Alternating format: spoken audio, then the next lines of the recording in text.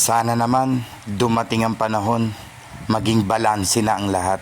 Our word and thought for today, balanse. Maging balance na sana. Sana pag may progreso, walang naaabusong kalikasan. Sana pag may yumaman, walang naghihirap. Sana pag may magnanakaw, may nakukulong at naibabalik ang ninakaw.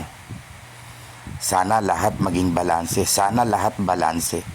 Parang tao rin yan. Hindi naman pwedeng tanggap lang tayo ng tanggap. Kailangan magbalik din tayo. At sa ating Panginoon, huwag nating kalilimutan, matuto tayong magpasalamat. Hindi yung hiling lang tayo ng hiling.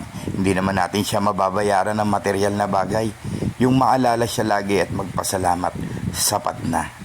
Iyan ang gusto at kautusan ng ating Panginoon. Matuto tayong magpasalamat. At sa atin naman bilang tao, maging balanse rin tayo. Pangit naman yung hingi lang tayo ng hingi, tanggap lang tayo ng tanggap. Matuto rin tayo magbalik, tumanaw ng utang na loob.